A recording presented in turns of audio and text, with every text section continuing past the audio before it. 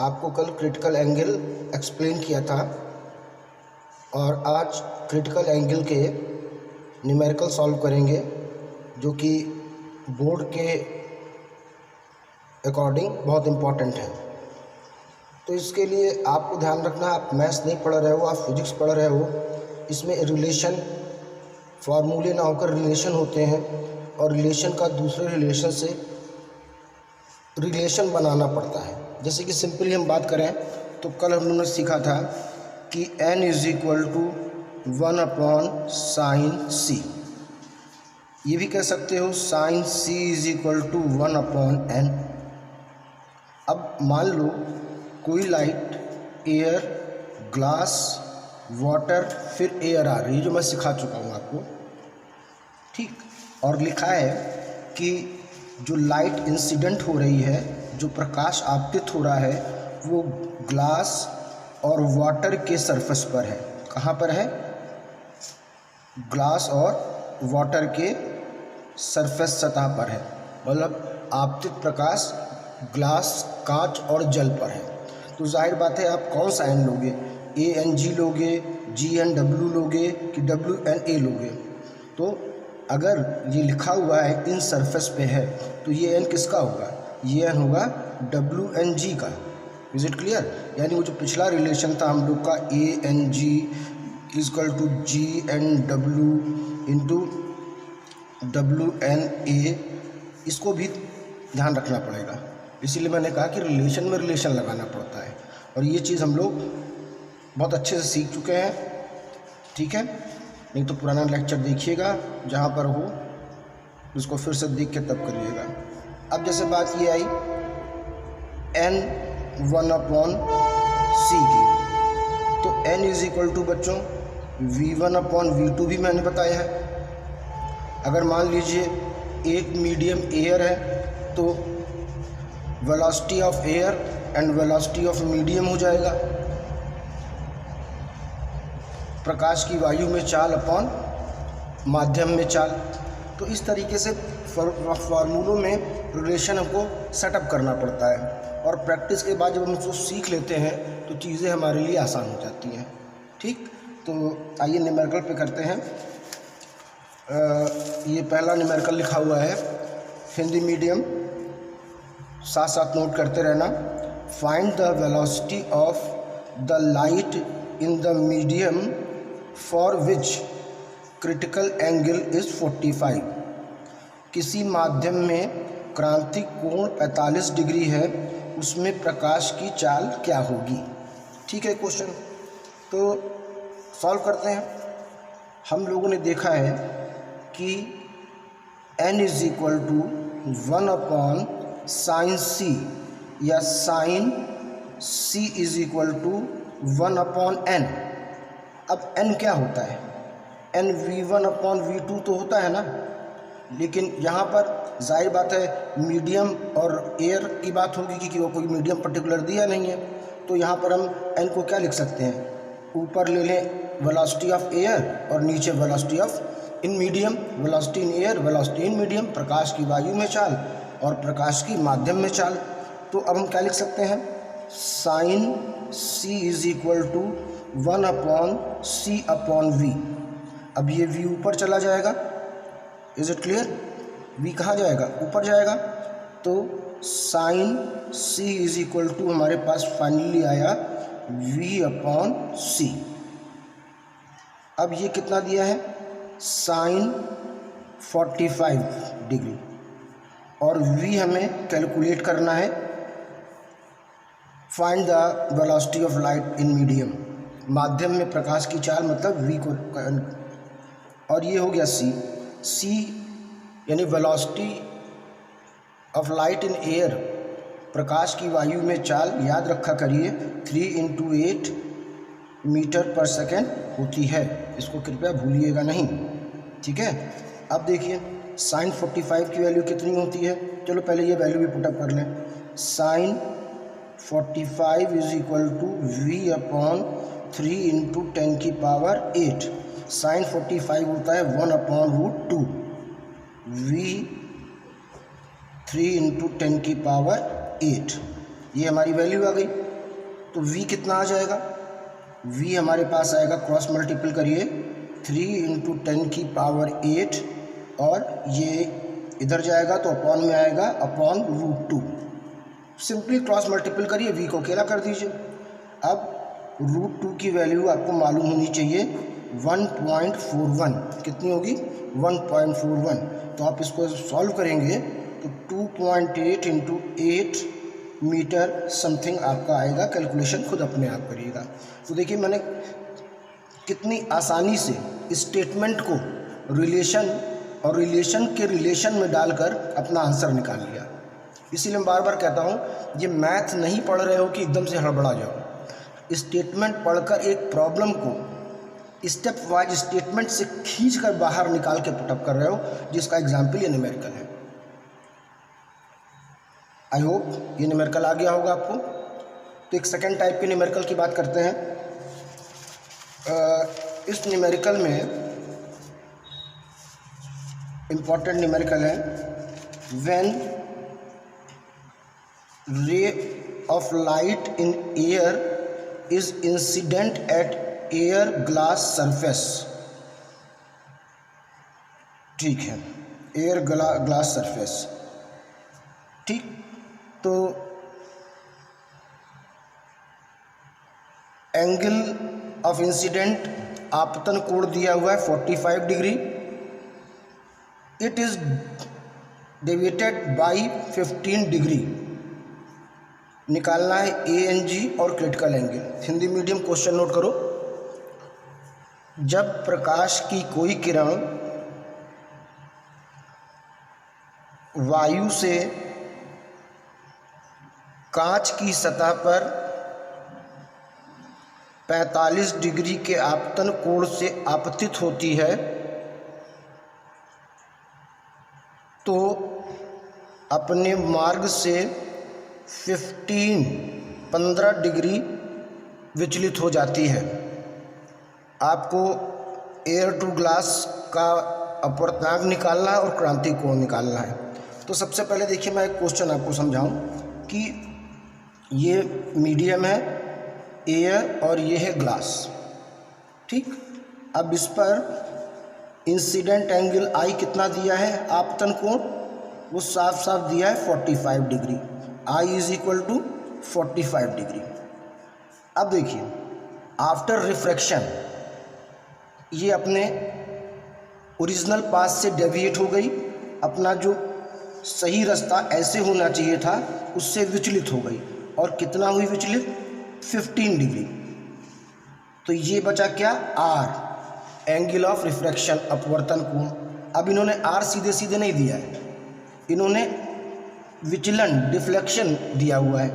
अच्छा, ये 45 है तो पूरा ये भी 45 होता, वर्टिकल अपोजिट शीर्षाभिमुख कोण। तो ये अपने पास से कितना हटी, 15। तो R कितना आया, 45 से कितना विचलित हुई, 15। तो R कितना आया हमारे पास, 30। समझ रहे हो बात को। R की वैल्यू सीधे ना देकर उन्होंने कह दिया कि अपने पाथ से 15 डिग्री जो है वो डेविएट हो गई, विचलित हो गई। तो जब 15 डिग्री हटी तो R कितना बचा, 45 माइनस 15। तो ये हमने R कितना निकाल लिया, 30 डिग्री। ध्यान से देखिएगा, बहुत इजी चीज़ है, पहले बता चुका हूँ कि भाई अगर अपने पास से ना डिफेक्ट होती, सीधे चली जाती, तो जितना I था उतना R होता। ठीक, लेकिन रिफ्रैक्शन अपवर्तन में तो ऐसा होता नहीं है, अपने पास से वो डिफ्लेक्ट होती है। तो कह रहा है भैया 15 डिग्री डिफ्लेक्ट हो गई, तो बाकी R कितना बचा, 13 डिग्री। It's easy simple. अब देखो, N is equal to, Snell ने कहा है sin I upon sin R। ठीक, पहले हमको N ही तो निकालना है ना। तो अब क्या किया जाए, कुछ ना किया जाए। N is equal to sine I कितना है 45 और R कितना है साइन 30। ठीक, अब केवल कैलकुलेशन ही तो करना है। साइन 45 हुआ 1/√2 और साइन 30 हुआ 1/2। वैल्यू रख रहे हैं केवल हम। फिर n देखिए कितना हुआ, अब ये ऊपर चला जाएगा और नीचे आ जाएगा, तो 2/√2 आपका n आ गया। लेकिन ये डिवीज़न में टर्म्स को नहीं छोड़ना चाहिए और थोड़ा सा उसको सॉल्व करके हल्का करना चाहिए। तो एक काम करते हैं, √2 से दोनों ओर मैंने डिवाइड कर दिया, तो ये कितना हुआ, ये 2√2 हुआ और ये कितना हो गया √4। तो √4 का आंसर आएगा 2 और ये कट के कितना बचेगा √2। कैलकुलेशन भाई अपने आप करिए, देखो मैंने हिंट दे दी है, ठीक, √2। अभी तो हमने पहला पोर्शन निकाला है, दूसरा क्रिटिकल एंगल बाकी है। तो क्रिटिकल एंगल के लिए, सेकंड के लिए sine C is equal to 1 upon क्या रखा जाए n, और n कितना आया √2। तो साइन C की वैल्यू कितनी आई 1 अपॉन √2, यानी 1 अपॉन √2 साइन में किसकी वैल्यू होती है 45 डिग्री, ये आपका आंसर है। तो जैसा भी क्वेश्चन था आप इस बात पे गौर करिए कि सिंपल आपके सर रिलेशन को ध्यान रखते हुए चले। अगर यहाँ पे कहीं ट्विस्ट किया था कि विचलित हो जाए, डेविएशन हो जाए, तो उस ट्विस्ट को हमने संभाल लिया भाई, डेविएशन जितना होगा उतना हट जाएगा, जो बचेगा वही आर होगा। तो ये दो एक इम्पॉर्टेंट क्वेश्चन होते हैं। फिर देखिए आप लोग वर्क भेजना अच्छा कर रहे हैं। आज आपको हम 2 न्यूमेरिकल इस वीडियो में दे रहे हैं और इन दोनों न्यूमेरिकल का आपको आंसर जो मुझे देना है, जो आंसर मुझे देना है वो कमेंट बॉक्स में कमेंट करके देना है, क्योंकि आंसर कितना है या कितना नहीं है, ठीक है। तो पहला क्वेश्चन है, when a ray of light travel air to glass, ध्यान रखना air to glass, then incident angle is 45 and angle of refraction is 30, find the critical angle of air glass surface.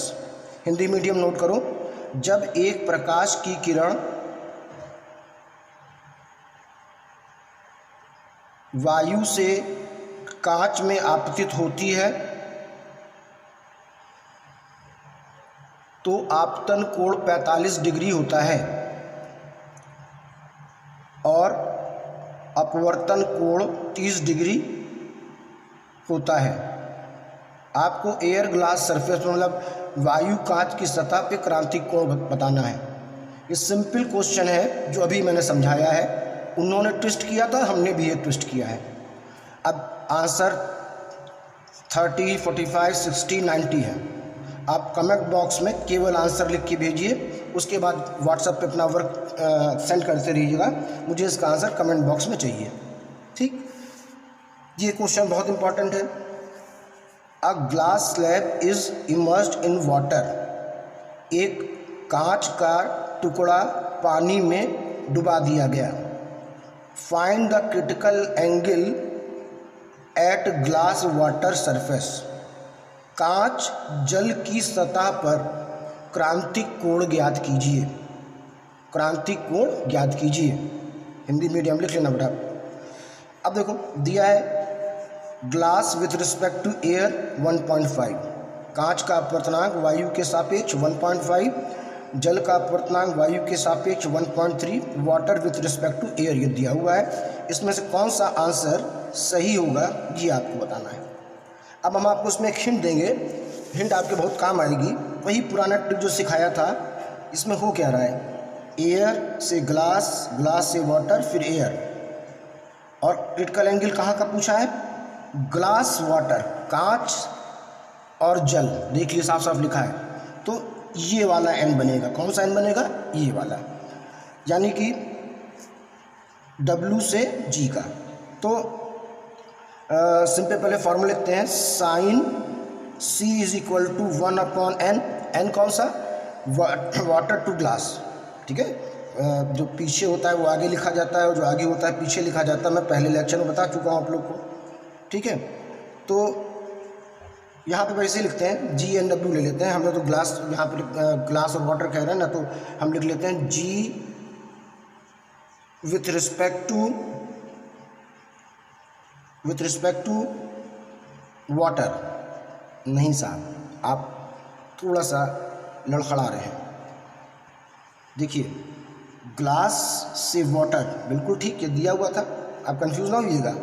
अब सुनिए मेरा लेक्चर, यहाँ पर क्या हुआ, A N G into G N W into N G air, ये पहले भी बहुत सिखा चुके हैं, इसलिए इसमें आपको थोड़ा सा अपना समय निकालना पड़ेगा। ठीक है, अब हम इसको ड्राफ्ट कर रहे हैं। अब देखिए निकालना क्या है, आप समझ गए, एयर, ग्लास, वाटर, एयर। ठीक है, अब इसमें दिया क्या हमें ए एन जी 1.5, ओके, और ए एन डब्लू 1.3। ठीक है, ये क्लियर हुआ कि क्या दिया है क्या नहीं दिया है। तो इस चीज़ को सोचिए कि हमें किसके सरफेस का क्रिटिकल एंगल निकालना है।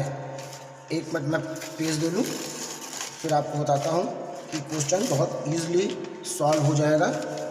अब देखिए यहाँ पर ये लाइट आ रही है, कैसे आ रही है, A N G into G N W into G N A. ठीक, साइड में देखिए आपको निकालना क्या है, आपको निकालना है क्रिटिकल एंगल कहाँ का, वाटर रिस्पेक्ट टू ग्लास। ये बता था ना, water respect to glass. Is it clear? क्योंकि यहाँ साफ साफ लिखा ही हुआ है क्वेश्चन में।